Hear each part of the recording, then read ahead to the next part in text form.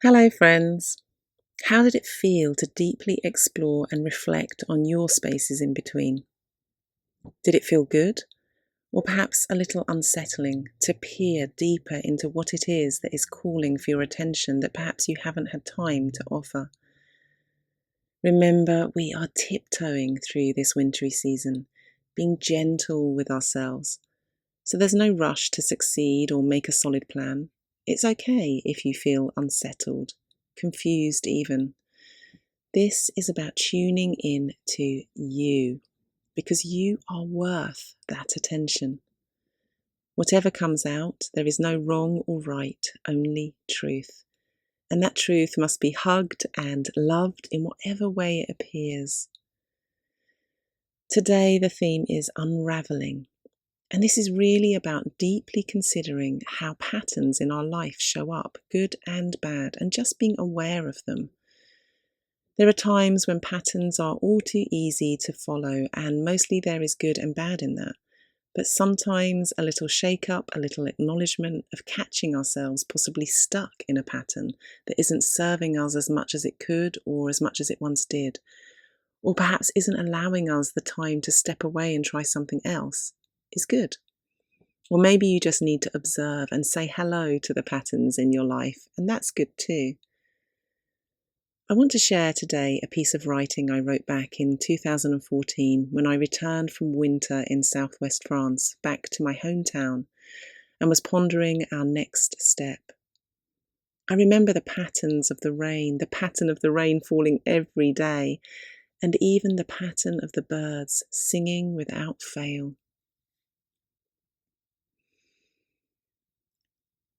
The rain is pattering hard against my umbrella, a solid thud of a sound that is sure of itself. Yes, it is a confident pattering. The muddy towpath squelches beneath my boots, and as I peer beneath the brim of my brolly, I marvel at the patterns on the water. Across the canal I see a narrowboat, its chimney pushing out heavy puffs of smoke. I smell that makes me close my eyes and press my lips together into a contented smile, like a purring cat. In the trees, birds are singing, an echoey end of the day kind of singing. It is twilight and the sun is sinking. At the start of our walk, we had rejoiced at the sight of blue sky and a butterscotch light, such a break from the grey wet. But now the rain is back, the butterscotch has melted away, but the birds sing on, dreamlike.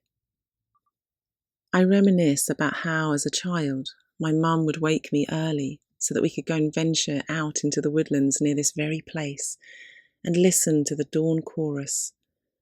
And I am overwhelmed by the familiarity. There is something familiar about everything right now. About the mud, the rain, the sound, the light, the birds.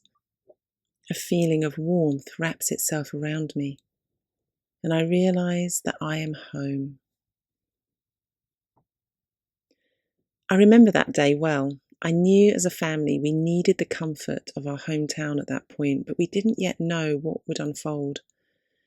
As I said yesterday, sometimes it's important to simply give thought to those spaces in between, which for me 10 years ago must have centered around the meaning of home. It's important to be gentle with ourselves if it doesn't all make sense immediately. I guess at that time I was exploring the pattern of coming and going to my hometown, never quite knowing if or how I could belong.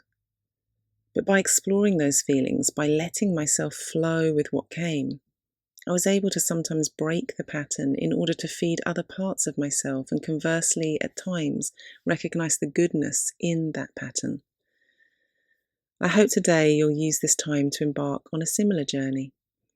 You'll find your journaling prompt in full below this recording, but it's enough to remind you that the wisdom of nature is all around us, and somewhere along the way, as humans, we have perhaps lost touch with the answers she offers.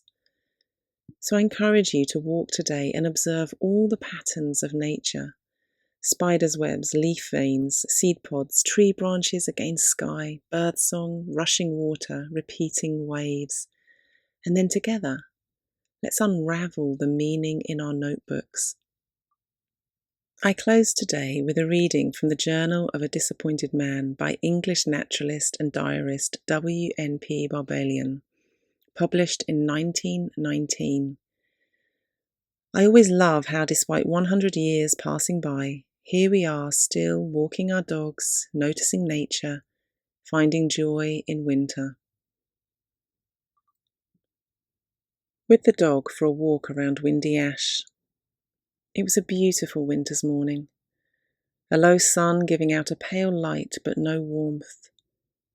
A luminance, not a fire. The hedgerows bare and well trimmed, an elm lopped close showing white stumps which glistened liquidly in the sun, a curlew whistling overhead. A deeply cut lane washed hard and clean by the winter rains. A gunshot from a distant cover.